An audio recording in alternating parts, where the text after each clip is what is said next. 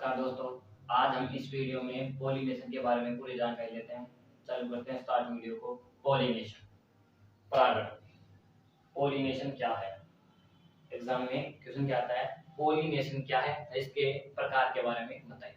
सबसे पहले हम अध्ययन करते हैं पॉलिनेशन क्या है। यह एक प्रक्रम है। क्या है? यह एक प्रक्रम है। कंफ्यूज किसी तरह नहीं होना चाहिए। पॉलिनेशन क्या है? पॉलिनेशन क्या है? एक प्रक्रम है जिसमें पॉलिनेशन, यह एक प्रक्रम है जिसमें जिसमें हम परागकणों परागकणों की परागकोश से परागकोश से वर्तिकाग्र तक जानने को बताते हैं।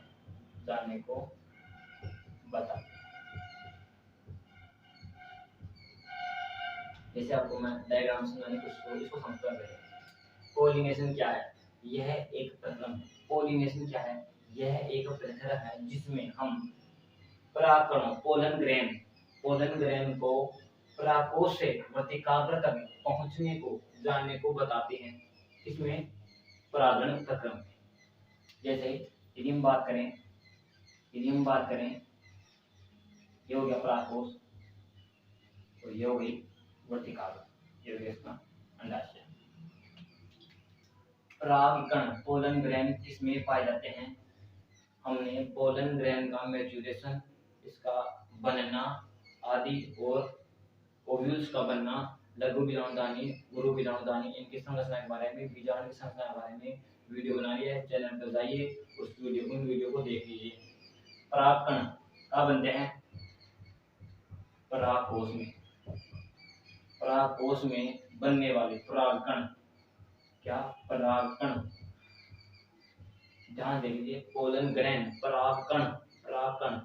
परागकणों का परागकोश से वर्तिकाग्र पर जाने के प्रक्रम को कहते हैं पॉलिनेशन।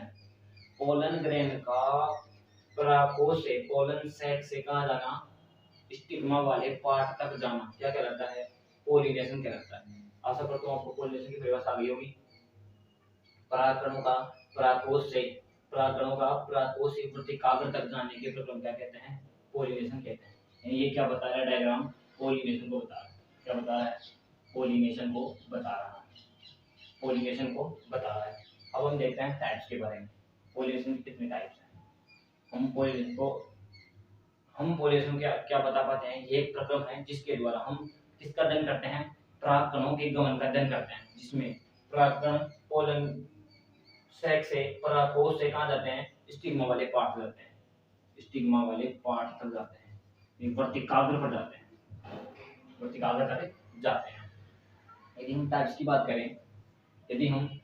बात करें, यानी पॉलिनेशन कितनी टाइप्स के होते हैं? पॉलिनेशन तीन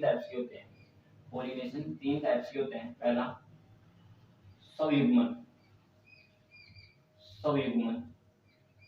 दूसरा है सजातीय, पुष्पयुग्मन, सजातीय पुष्पयुग्मन। यदि हम बात करें परयुग्मन या क्रॉस पॉलिनेशन।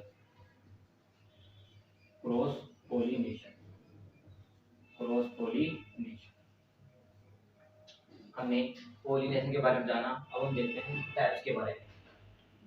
पॉलिनेशन की कितने टाइप होते हैं? तीन टाइप होते हैं। पहला स्वयुग्मन ऑटोगेमी, दूसरा सजातीय पुष्पयुग्मन और परयुग्मन क्रॉस पॉलिनेशन क्या? अब इनके बारे में देखते हैं। यदि एक ही पुष्प के एक पादप है, उसमें अनेक पुष्प लगते हैं, पुष्प पादप में पुष्प लगते हैं। तो यदि एक ही पुष्प की बात करें, यानी एक ही पुष्प में क्या हो?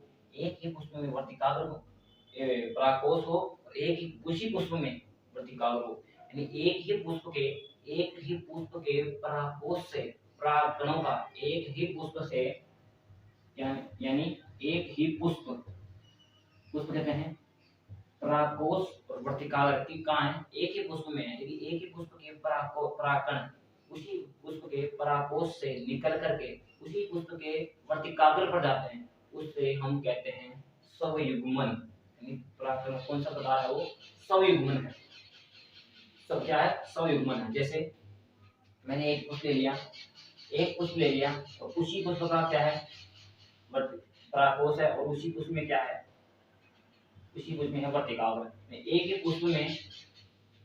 ही पुष्प के परागकोश से निकल के वर्तिकाग्र पर जाने की क्रिया वाले प्रकार को पॉलिनेशन के प्रकार कहते हैं स्वयुग्मन। क्या कहते हैं, स्वयुग्मन। अभी मैंने बताया कि एक ही पादप में अनेक पुष्प होते हैं, तो यदि एक ही पादप के दो पुष्प यदि एक ही पादप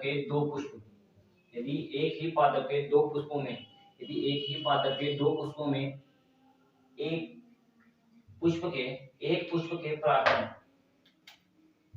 के परागकण दूसरे पुष्प पर, अभी बात हो रही थी एक ही पुष्प की, अब इस बात हो रही है दो पुष्पों की। कवर कर कैसे, दो पुष्प कैसे, एक ही पादप के स्वयुग्मन।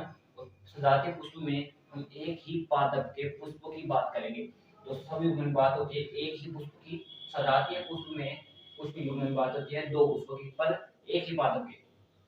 तो एक ही पादप के दो पुष्प में एक पुष्प के परागकण दूसरे पुष्प के वर्तिकाग्र पर जाते हैं।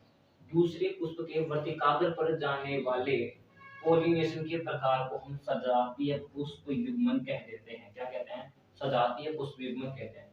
सजातीय मतलब समान जात का, एक ही पुष्प का, एक ही पादप के पुष्प।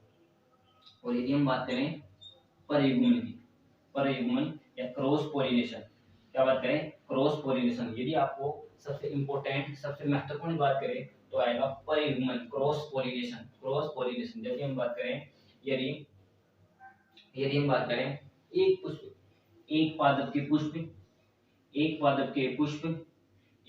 के पुष्पों से के पुष्पों में उत्पन्न परागकोश में उत्पन्न परागकण, एक पादप के परागकोश से परागकण पोलन ग्रहण निकल करके अन्य पादप पर उपस्थित वर्तिकाग्र पर जाते हैं, उस वाले पॉलिनेशन के प्रक्रम को कहते हैं हम क्रॉस पॉलिनेशन। क्या कहते हैं, क्रॉस पॉलिनेशन कहते हैं। दोबारा देखते हैं, स्वयुग्मन में कितने पुष्प होते हैं, एक ही पुष्प होता है। और सजातीय पुष्प युग्मन में दो पुष्प होते हैं। एक ही पुष्प के परागकण उसी पुष्प पर वर्तिकाग्र पर जाएं, और पादप कितने हैं, एक हैं, और पौधे पुष्प कितने हो गए, दो।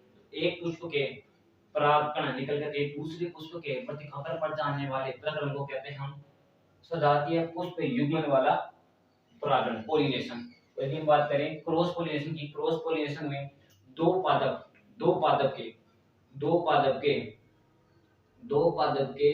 पादपों में एक पुष्प के परागकण निकल करके परागकोश से निकल करके कहाँ जाएं, अन्य पुष्प के वर्तिकाग्र पर जाएं, तो उसे हम कहते हैं क्रॉस पॉलिनेशन। यदि हम बात करें, और एक इंपॉर्टेंट क्वेश्चन बनता है, सजातीय पुष्प युग्मन को हम मिश्रित युग्मन भी कह सकते हैं। सजातीय पुष्प युग्मन को हम मिश्रित युग्मन भी कह सकते हैं, क्योंकि यह स्वयुग्मन भी है और क्रॉस पॉलिनेशन भी है, परयुग्मन भी है। स्वयुग्मन भी है और क्रॉस परयुग्मन भी है। कैसे है सजातीय पुष्प युग्मन, स्वयुग्मन कैसे है, यानी स्वयुग्मन कैसे है, एक ही पादप पर है। संयुग्मन कैसे है, एक ही पादप पर पुष्प कितने हैं, दो हैं, तो ये क्या हो गया, क्रॉस पॉलिनेशन हो गया। क्या हो गया, यानी दो, यदि